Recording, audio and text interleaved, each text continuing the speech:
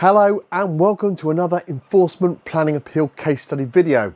I'm John Peters, and in this video I'm going to explain how we overcame a recent enforcement notice issued by Wokingham Borough Council against one of our clients. This enforcement planning appeal was to overcome the enforcement notice that had stated that there had been a breach in planning control. Our client was initially booked in for a free, no obligation consultation to run through the enforcement notice that had been issued by Wokingham Borough Council and to evaluate if an appeal was viable or if an alternative option would be best suited for them. The free, no obligation consultation, which took around 25 minutes, found that this case was viable for appeal to the Planning Inspectorate, taking the decision process away from Wokingham Borough Council altogether.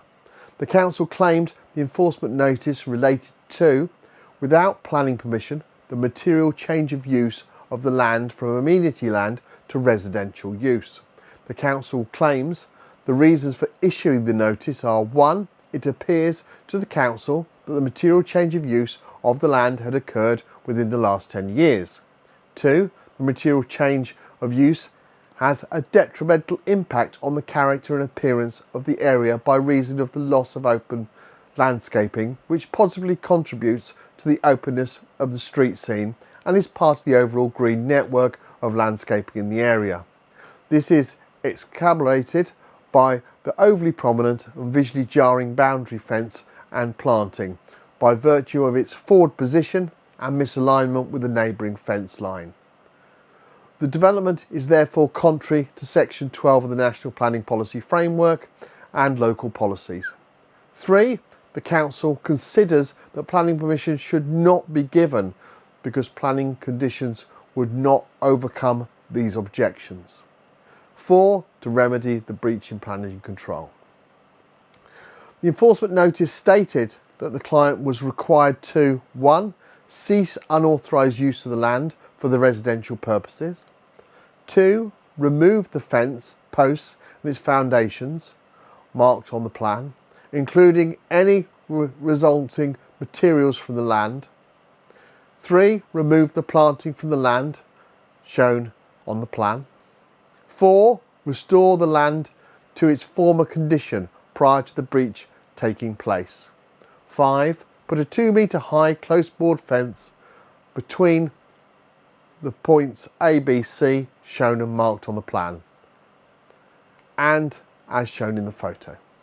The enforcement notice gave the client 3 months from when the notice took effect to comply. The enforcement notice was issued on the 12th of April and, if not appealed, would have taken effect on the 19th of May. This would give the client 5 weeks from the date of the enforcement notice to appeal, but realistically 4, as they posted the enforcement notice. It's important to note the time starts ticking from the date the notice is issued, not when it's received by you. I personally assessed this case, and remember the client being unsure if they should comply. It is always a tricky decision, as an appeal is always at risk, but they felt the gain in the garden reduction in effort to maintain and clear up litter from what was a liability piece of garden was worth that risk. In many circumstances, an enforcement notice is only issued once a retrospective planning application has been refused and not appealed. We strenuously recommend that if you have a retrospective application refused, you move to appeal without delay, giving the team who is to produce the appeal the maximum time possible to produce the strongest and most robust appeal case possible. With planning enforcement appeals, experience absolutely matters, even more so than in the standard planning appeal case. Our specialist appeal team, who handle over 2.5% of all planning appeals in England and Wales that are currently produced and submitted, have considerable experience dealing with planning appeals continually across England and Wales. With planning enforcement appeals, you appeal under certain grounds, A through to G. These grounds, as they're called, and each grounds type relates to a type or reason that can be made in an appeal.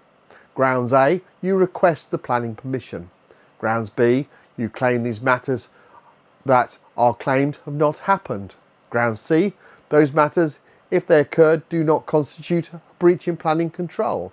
Grounds D, that at the date when the notice was issued, no enforcement action could be taken in respect of breach of planning control, which may be constituted those matters. Grounds E, that copies of the enforcement notice were not served as required in section 172. Grounds F, the steps required by the notice to be taken or the activities required by the notice to cease exceed what is necessary to remedy any breach in planning control, which may be constituted by those matters, or, as the case may be, to remedy any injury or amenity which has been caused by any such breach.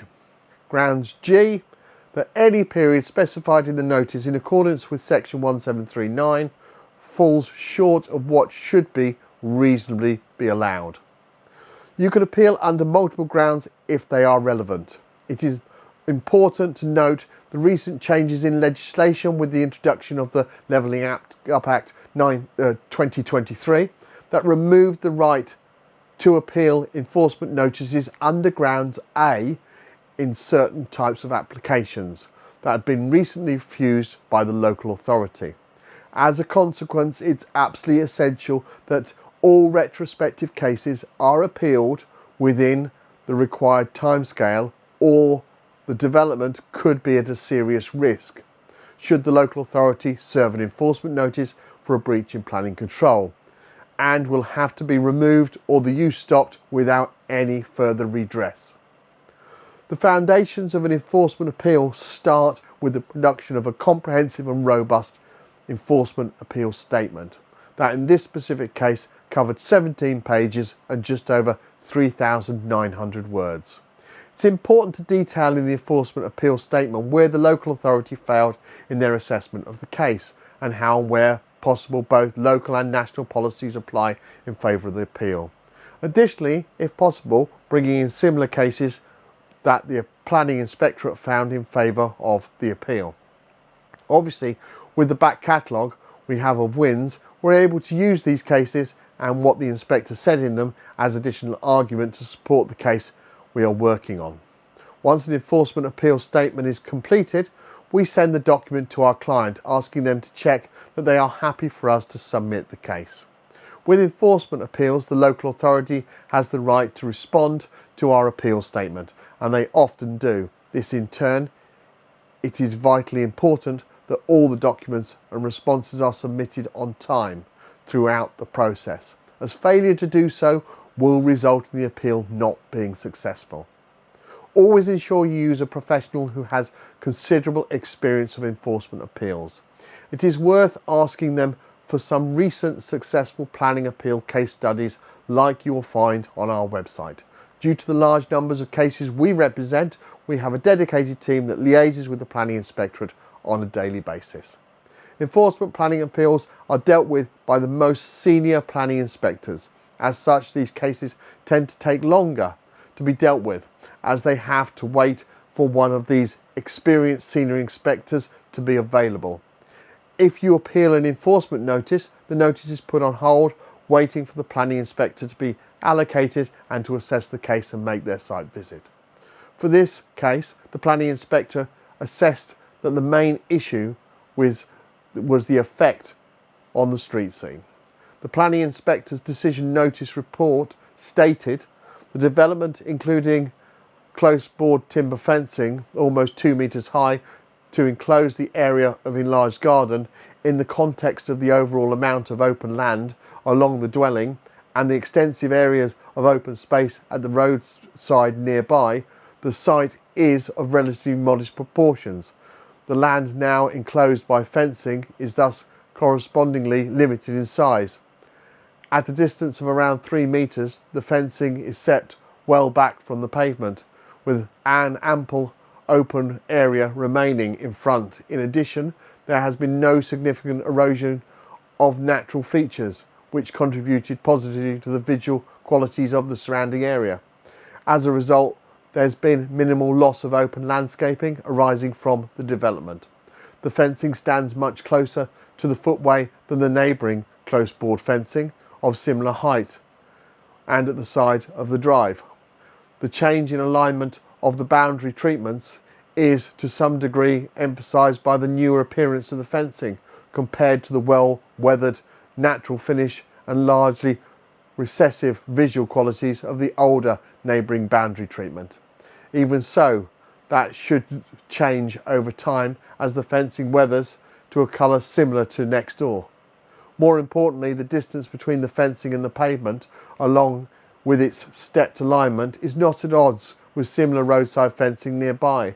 There is no discernible consistent pattern within the vicinity in the proportions and arrangements of roadside open spaces, or in the distances between boundary treatments and the footways. In particular, a nearby fence at the side of the drive has a similar stepped alignment to the development, as well as being set back a comparable distance from the main road. Although planning permission was granted prior to the adoption of the development plan, number 38's fence is an established part of the context in which the visual consequences of the development should be judged. The permitted fence occupies a comparable setting to the fencing in this appeal. The more expansive open space and absence of residential property at the rear of number 38 makes little difference to how the permitted fence is perceived in the surroundings. Also, two tall close board fences situated close to the footway are not untypical of residential frontages along the opposite side of the main road. Besides, the appellant has planted a mixed species hedge on part of the verge between the fencing and the main road, which also wraps around the fencing at the rear. The new hedge is an extension of an established tall maturing hedge which continues at the roadside for a considerable distance. The new hedge has grown up significantly as well as increased in density since the notice was issued. Whilst not as tall or dense as the established hedge, having been planted for some years, the new hedge is of substantial height and thickness. Planting the new hedge between the fencing and the footway has considerably offset any increase in sense of enclosure at the roadside following the installation of fencing. The softer contours, muted colour tones and more naturalistic appearance of the new hedge also successfully breaks up the harder edges and angular profiles of the fencing, so as to largely mitigate any sense of intrusion from views from the main road. Additional growth as the new hedge reaches maturity will further assist in integrating the fencing with the surroundings, so that over time it would be largely dominant visually by extensive roadside planting, in a similar fashion to the fence at number 38. Due to the above factors, the development is not seen to be an alien feature in its surroundings. It does not contribute to the significantly greater sense of enclosure, and there is no applicable erosion in the well-planted open spaces at the roadside from which it forms part of the green route. A suitable planning condition could be imposed to require the new hedges retained, thereby safeguarding the character and appearance of the area. Any risk of the hedge being removed or otherwise significantly reduced in height in the longer term is limited, since doing so is likely to compromise the sense of privacy and seclusion at the property enjoyed by the occupiers. The inspector has taken the copies of the previous appeals decisions concerning similar developments supplied by the council into account. However, stated the absence of further details is unclear whether the circumstances in these examples are comparable with the development. Indeed, it seems to him that there are significant differences between the examples and the circumstances of the development. One example concerned enclosing open land with a tall masonry wall erected up against the pavement, whilst one referred to enclosing a more substantial grassed area.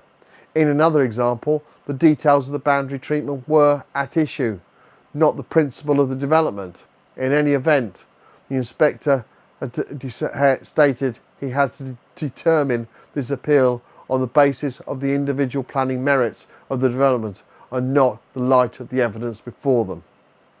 Now, before I carry on with the inspector's decision, I want to point out what the inspector said in that last paragraph.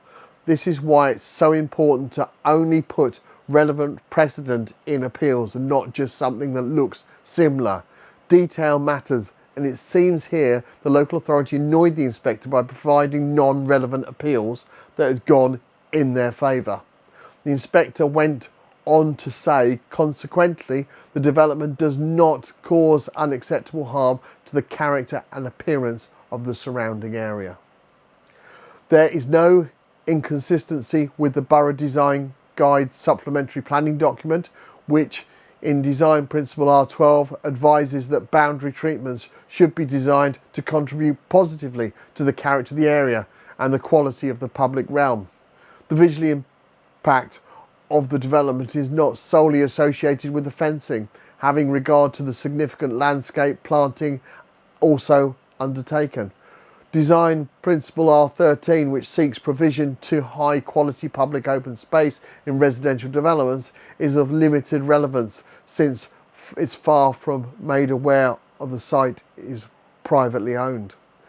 The development does not conflict with Policy CP1 of the Wokingham Borough Core Strategy Development Plan document, which requires developments to maintain and enhance the high quality of the environment. There is also no conflict with Core Strategy Policy CP3, criterion which requires proposals to be of an appropriate scale of activity, layout, character to the area, together with having a high quality of design and to have no detrimental impact on important landscape features.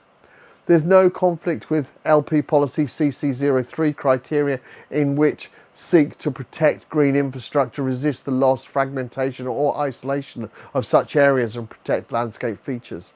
Nor is there conflict with LP Policy TB21, in which requires proposals to retain or enhance the conditions, character and features that contribute to the landscape. Similarly, there is no inconsistency with the framework, which in Chapter 12 seeks to achieve well-designed and beautiful places.